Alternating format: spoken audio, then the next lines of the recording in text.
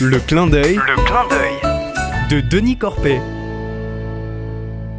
Bonjour mes amis. Pour un master international de l'Université de Toulouse, je donnais une matinée de conférences en anglais.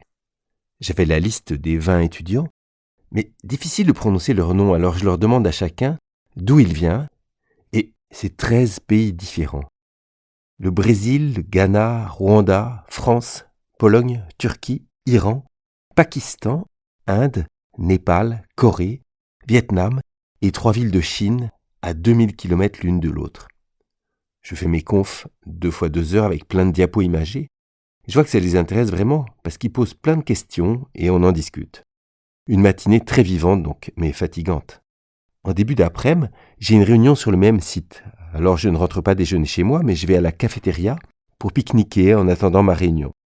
Et quand je me lève pour aller chercher un café, je vois débarquer les étudiants du master. Ils reviennent du Resto U, me font un sourire et regroupent des chaises dispersées pour s'installer dans un coin. Je les observe de loin. Ils se sont mis à discuter, très sérieusement, en piquant parfois un fou rire collectif. La jeune Polonaise prend des notes sur un cahier cartonné et chacun parle à son tour. Et tout le monde écoute celui qui parle, le visage tendu vers lui, les yeux souriants. Je suis scotché, comme on dit, j'arrive plus à lire. Je les regarde, je les écoute avec ravissement. Mais que font-ils? Je sais pas trop.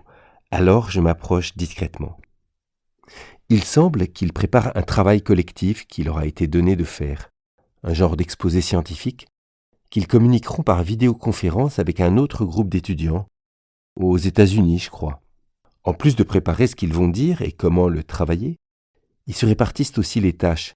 Toi, c'est à une grande africaine, tu expliques bien. Faudrait que ce soit toi qui parles en premier. Toi, là c'est pour un petit chinois qui a l'air d'un gamin. T'es le roi des ordinateurs, veux-tu prendre la technique? Et il continue comme ça. La présence du Seigneur me crève les yeux. Dans leur capacité à travailler ensemble alors qu'ils sont si différents, dans leur écoute et leur bienveillance, dans leur délicatesse à valoriser chacun. Ce groupe me donne foi que Dieu est à l'œuvre et l'espérance que le futur de ce monde est bon. Alors, mu par une force étrange, j'ose m'approcher d'eux.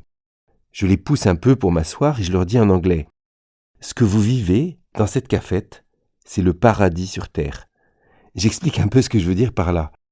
Pour moi, Dieu est à l'œuvre ici et maintenant. Et de leur avoir dit, j'ai grande joie. Eux aussi, ils sourient, et même certains ont la larme à l'œil.